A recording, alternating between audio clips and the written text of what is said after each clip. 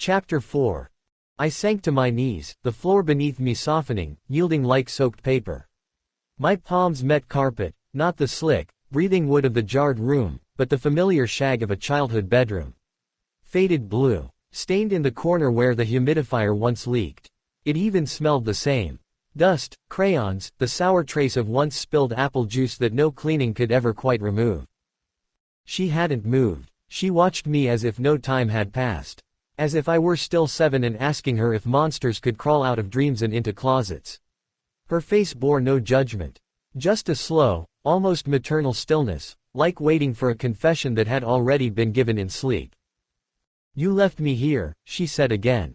"You had to. But that doesn't mean you didn't want to." Her voice curled through the room, a blend of lullaby and blade. "I didn't," I began, but my tongue failed the sentence. My mouth filled with salt. I tried to speak again and choked instead on names I hadn't spoken in decades. Elsinore, Mira, father, names that bled when remembered.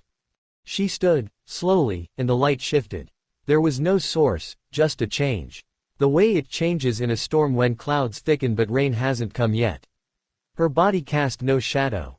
And when she moved, she dragged sound with her, like a heavy dress pulling across glass. "Do you want to see where the rest of you is?"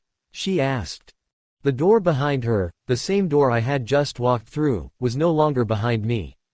It was now ahead, receding, as if the room kept elongating, dragging me with it. I stood without knowing how. "Where?" I began. "Where are we really?" She smiled. This time it touched her eyes, but not with warmth.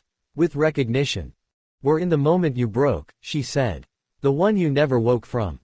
I didn't understand, but I felt it. A pressure in my ribs. A ghost weight where a memory should be. I reached for the wall for balance and found my hand pressing against glass again. A jar. Another jar. But this one was enormous, taller than I was, and within it, floating, suspended in amber light, was me. Or a version of me. Smaller. Younger. Clutching something to my chest. A bundle of cloth. No. A stuffed bear. One eye missing. My name stitched poorly across its belly in crooked thread. My mouth hung open in a silent scream. Or was I singing? "You were left in pieces," she said. "Some here. Some deeper." I turned to her, trembling. "Can I bring him back?" She stepped aside.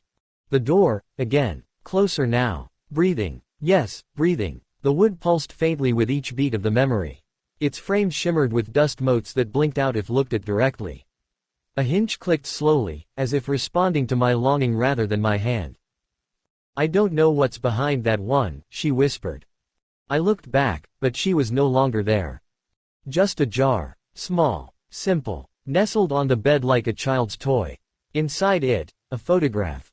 Burnt at the edges. Me, again, smiling. Beside someone whose face was scratched out, not blurred, not faded, violently removed. The door opened.